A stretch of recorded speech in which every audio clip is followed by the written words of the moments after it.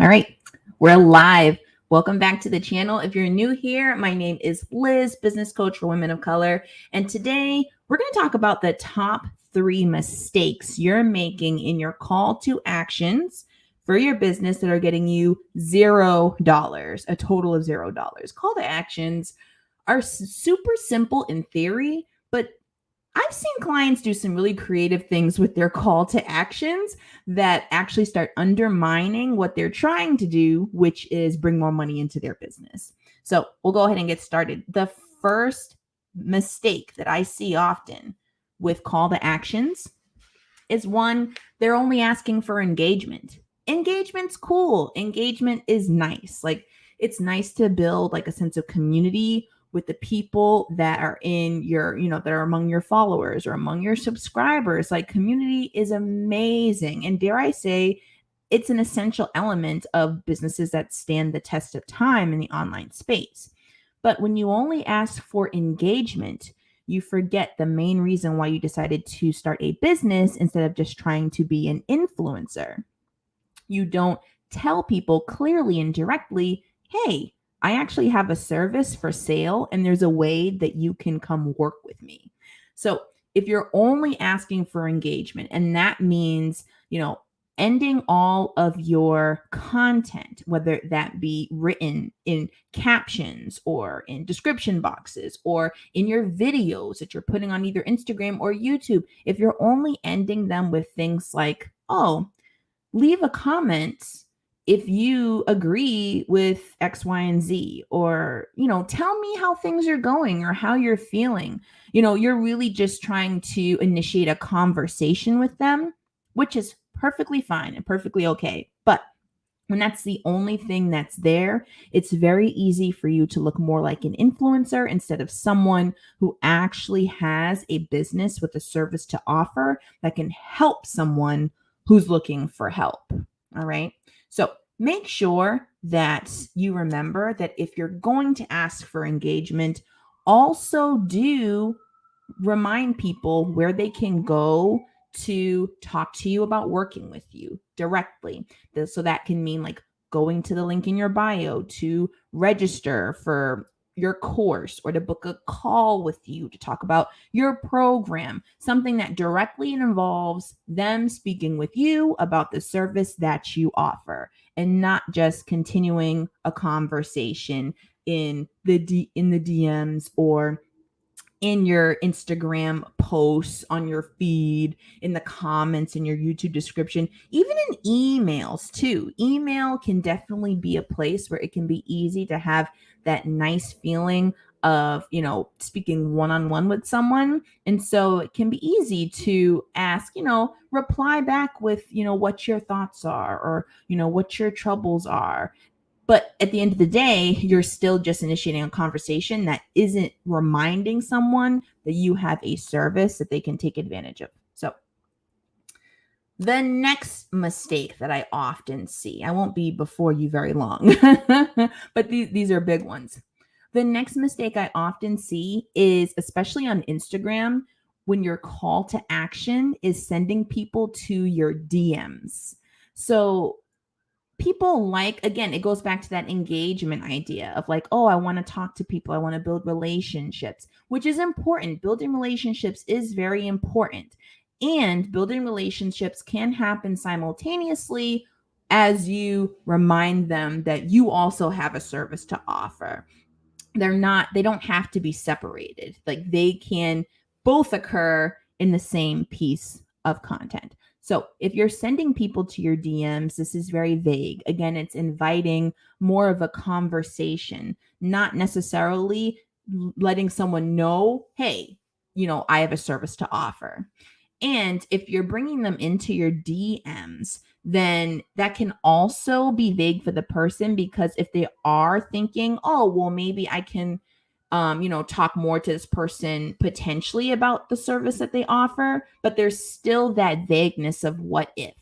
They're still not 100% sure if that's okay.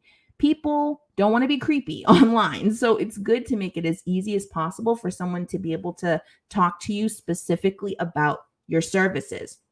So if you're sending people to your DMs, and oftentimes this call to action will sound something like this. I have this service available. DM me to learn more.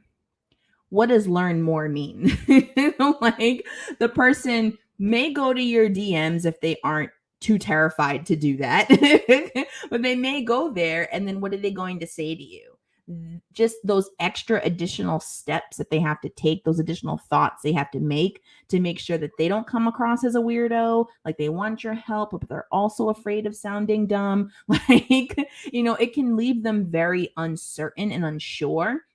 And clients who have maybe a little bit less confidence and are a little less direct, they may be less inclined to do something so vague and open-ended because they're unsure if they're going to do it right. Like, we want it to be easy for people to not have to think, oh, am I going to do this wrong?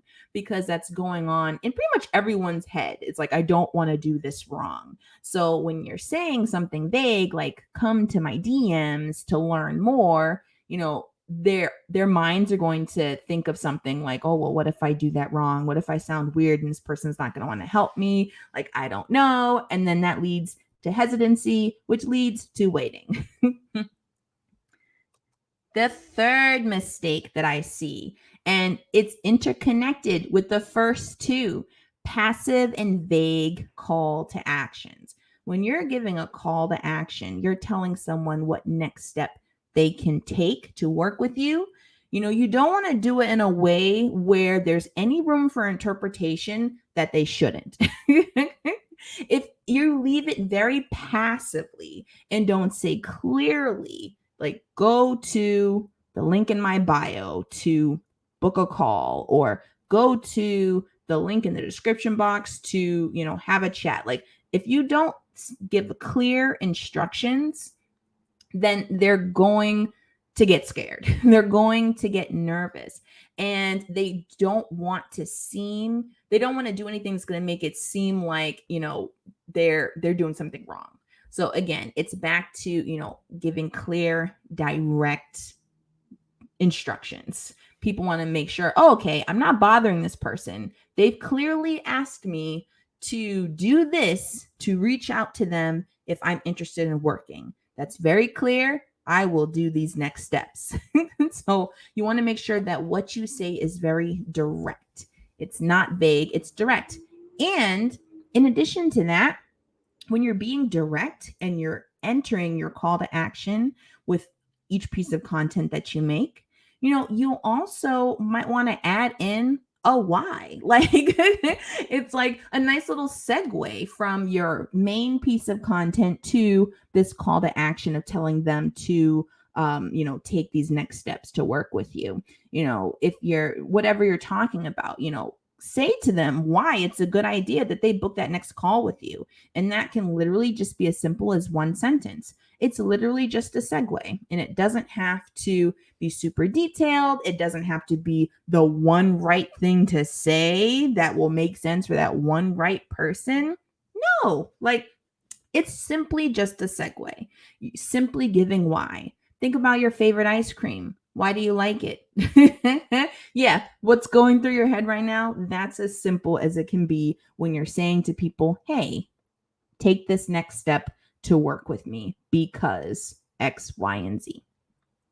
There you go. So super simple. This is a really short video today, but really just I wanted to dive deep into to the top mistakes that are made with giving call to actions.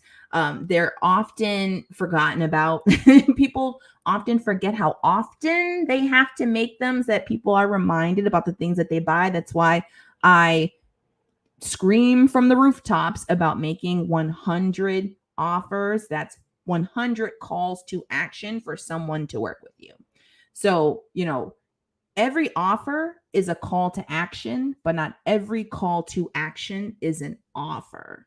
Okay? Because your call to action for engagement, it's doing what it's supposed to do. You're asking for engagement and they're providing it to you, but it's not doing what it is that you need right now for your business, which is to grow your client base, to grow your income and be able to serve people. So prioritize the call to action that will direct people to working with you, and do it in a way that is as clear and direct as possible so that people are not afraid of making a mistake or sounding or seeming weird for coming to you, and so that they're reminded that you are not just an influencer, that you actually have a business, a service that you can provide to help people.